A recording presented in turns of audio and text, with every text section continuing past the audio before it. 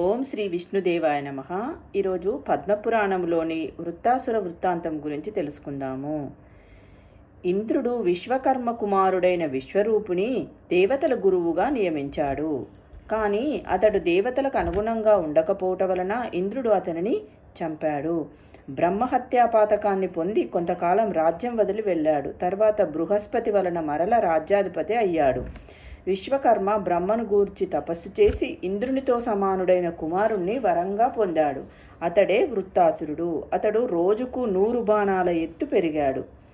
వృత్తాసురుడు పూర్వజన్మలో చిత్రరథుడు అను గంధర్వుడు. అతడు శివభక్తుడు. ఒకసారి శివుడు, మునులు, గణములు, దేవతలు మొదలైన వారందరితో చర్చిస్తూ ఉన్నాడు. ఆ సమయంలో పార్వతి శివుడి తొడపై కూర్చొని ఉన్నది. దానిని చిత్రరథుడు తప్పుపట్టాడు. పార్వతి కోపించి అతడిని రాక్షసుడుగా జన్మించమని శపించింది. అతడే వృత్తాసురునిగా జన్మించాడు.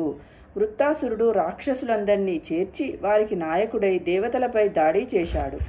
ఇంద్రుడు బృహస్పతి సలహాపై దదీచి మహర్షి వద్దకు వెళ్ళి అతని వెన్నెముకను ఇమ్మని అడిగాడు. దదీచి ఇంద్రుని కోరిక మన్నించి తనకు తానుగా చనిపోయాడు. ఇంద్రుడు అతని వెన్నెముకతో వజ్రాయుధము, మిగిలిన ఎముకలతో దివ్యాస్త్రాలను, కపాలముతో బ్రహ్మశిరోనామాస్త్రాలను తయారు చేయించాడు.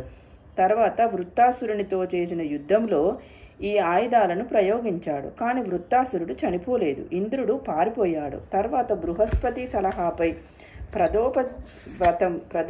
ప్రదోష దోష వ్రతము చేసి తర్వాత వృత్తునిపైకి దండెత్తాడు. వృత్తుడు ఇంద్రుని మింగాడు. బ్రహ్మ శివుడిని ప్రార్థించగా శివుడు అనుగ్రహించి ఇంద్రునికి జయం కలుగునట్లు ఆశీర్వదించాడు. ఇంద్రుడు వృత్తాసురుని ఉదరములో అనేక రెట్లు పెరిగి అతనిని పొట్ట చీల్చి బయటకు వచ్చాడు. ఆ విధంగా వృత్తాసురుడు అంతరించాడు. భీష్ముడు పులస్తుడితో, మహర్షి, శివుడి పత్ని సతీదేవి దేహాన్ని త్యజించినదని పెద్దలు చెప్పగా విన్నాను. ఆ వృత్తాంతాన్ని చెప్పండి అని అడిగాడు. పులస్తుడు, భగవంతుని లీలలు మనకు అర్థం కావు. ఆయన దుఃఖించినా సంతోషించినా లోక కళ్యాణం కోసమే. భవిష్యత్తులో జరగబోయే నష్టాలను అరికట్టడానికి ఆయన అనేక రకాల సంఘటనలు కల్పిస్తాడు. అటువంటిదే ఈ సతీ వియోగము. ఆ శివ పార్వతుల లీలల గురించి వివరిస్తాను విను అని దక్షయజ్ఞం గురించి తెలిపాడు. దక్ష ప్రజాపతి కూతురు సతీదేవి. సతీ శివుడిని వివాహం చేసుకుంది. ఒకసారి దక్షుడు గొప్ప యజ్ఞం చేయాలనుకున్నాడు. దానికోసం అందరూ దేవతలను, మునులను, యోగులను పిలిచాడు. కానీ తన అల్లుడైన శివుడిని మాత్రం పిలవలేదు. యజ్ఞం గురించి సతి విన్నది. ఆమె శివుడితో తాను యజ్ఞానికి వెళ్తానని అన్నది. కానీ శివుడు వద్దన్నాడు. పిలువని పేరంటానికి వెళ్ళకూడదని చెప్పాడు. కానీ సతి, నా తండ్రి చేసే యజ్ఞం చూడటానికి నాకు అభ్యంతరం ఏముంటుంది అన్నది. శివుడు వద్దని ఎంతగా చెప్పినా సతి వినలేదు. తండ్రి ఇంటికి వెళ్ళడానికి కూతురును ఎవరూ పిలువనక్కరలేదు అని దక్షయజ్ఞముకు వెళ్ళటానికే నిశ్చయించుకుంది. శివుడు కూడా చేసేదేమి లేక సతిని దక్షిణ ఇంటికి పంపాడు. ఆమె వెంట రుద్రగణాలను కూడా పంపాడు. సతి దక్షిణ ఇంటికి వచ్చింది. అక్కడ భారీ యజ్ఞం జరుగుతున్నది. అనేక మంది దేవతలు, మునులు, యోగులు అక్కడ ఉన్నారు. సతికి దక్షుడు శివుడిని తప్ప అందరినీ ఆహ్వానించినట్లు తెలిసింది. ఆమె చాలా బాధపడింది. కానీ మౌనంగా ఉంది. తాను చేసే యజ్ఞానికి ఎవరిని పిలవాలో ఎవరిని పిలవకూడదో నిర్ణయించుకునే అధికారం దక్షిణిదే అనుకున్నది. కానీ తన తండ్రి అల్లుడైన శివుడిని మాత్రం పిలవకపోవడం మూర్ఖత్వం అనుకుంది. ఆమె యజ్ఞాన్ని చూస్తున్నది. యజ్ఞంలో హవిస్సులను భాగాలుగా చేసి అందరి దేవతలకు ఇచ్చారు. కానీ శివుడికి మాత్రం హవిస్సులో భాగం ఉంచలేదు. ఈ విషయం సతికి కోపం తెప్పించింది. అదే సమయంలో దక్షుడు సతిని చూశాడు. కోపంతో మండిపడ్డాడు. దక్షుడు సతితో, ఇక్కడకు నీవెందుకు వచ్చావు? నిన్ను పిలవలేదు కదా అన్నాడు. సతీ, ఇది నా పుట్టిల్లు. నా పుట్టింటికి నేను రావడానికి ఎవరి అనుమతి, ఆహ్వానం అవసరం లేదు అన్నది. తర్వాత దక్షుని, నాన్న, నీవు దేవతలందరినీ పిలిచావు, కానీ దేవాది దేవుడు, నీ అల్లుడు కూడా ఆయన మహాదేవుడిని పిలవలేదు ఎందుకని అడిగింది. దక్షుడు, నీ భర్త ఒక మూర్ఖుడు, అనాచారి. అతడు ఆత్మలకు, దెయ్యాలకు, భూతాలకు, క్షుద్రశక్తులకు దేవుడు. అందుకని అతన్ని పిలవలేదు అని శివుడిని గురించి వెటకారంగా మాట్లాడాడు. అందరి ముందు శివుడిని ఆ విధంగా ఎగతాళి చేయడం సతికి బాధ కలిగించింది, అవమానంగా భావించింది. అవమాన బాధను తట్టుకోలేక సతి పవిత్రాగ్నిలో పడి చనిపోయి భస్మమైంది. ఇది ఎవరు ఊహించని సంఘటన. వచ్చిన వారందరూ అలాగే కదలకుండా నిలబడిపోయారు. ఆమె వెంట వెళ్ళిన రుద్రగణములందరూ కత్తులతో తమ శిరస్సులను తామే నరుక్కున్నారు. ఆ యజ్ఞవాటికంతా రక్తంతో తడిసింది. ఆ సంఘటన చూసి దేవతలు మునులు అయోమయంలో పడ్డారు.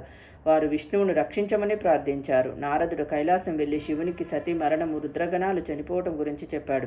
శివుడు అంతులేని కోపంతో తల వెంట్రుకలను పీకి కొండకేసి కొట్టాడు. భయంకర శబ్దంతో భయంకరుడైన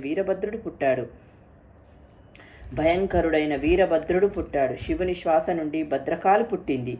అంతేకాక కోట్లాది భూతగణాలు పుట్టాయి. వీరభద్రుడు శివునికి నమస్కరించి, దేవా, ఏమిటి నీ ఆజ్ఞ అని అడిగాడు. శివుడు అతనితో వెంటనే వెళ్ళి దక్షయజ్ఞాన్ని ధ్వంసం చేసిరా అని చెప్పాడు.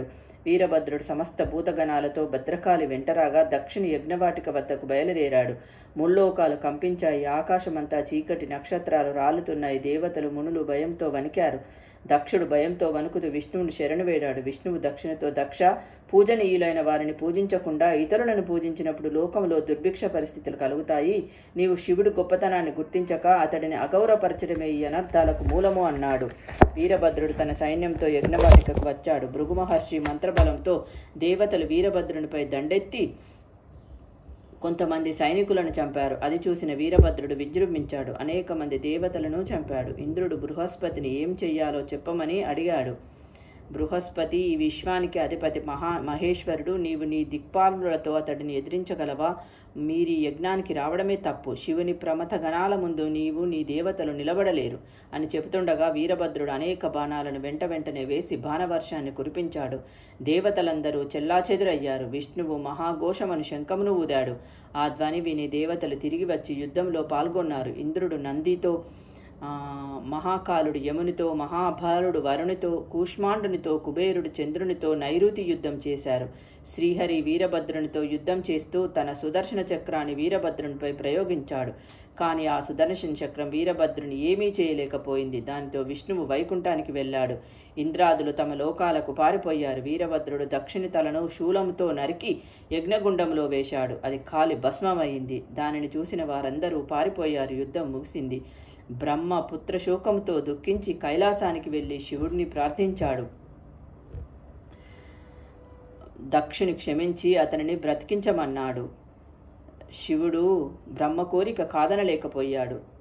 దక్షుని యజ్ఞవాటికకు వచ్చాడు. వీరభద్రునితో దక్షిణ తలను తెమ్మని చెప్పాడు. వీరభద్రుడు దక్షిణ తల కాలిపోయిందని ఒక మేకతల తెచ్చాడు.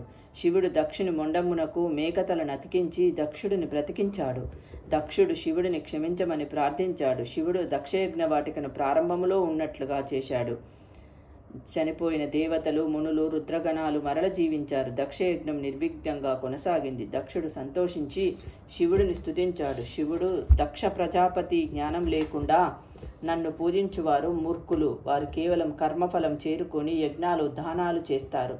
దాని వలన వారు నన్ను పొందలేరు. జ్ఞానం కలిగిన కర్మ చేయువారే నన్ను చేరుకుంటారని ఉపదేశించి కైలాసానికి వెళ్ళాడు. అక్కడ ఉన్న మునులు కూడా శివుని ఉపదేశం విని జ్ఞానమును పొందారు. బ్రహ్మ కూడా దక్షునికి బుద్ధి చెప్పి సత్యలోకానికి వెళ్ళాడు. దక్షుడు శివ పంచాక్షరి మంత్రమును జపిస్తూ శివుడిని పూజించాడు. ఓం బ్రహ్మదేవాయ నమః. రేపటి వీడియోలో శివపార్వతుల వివాహము గురించి తెలుసుకుందాము.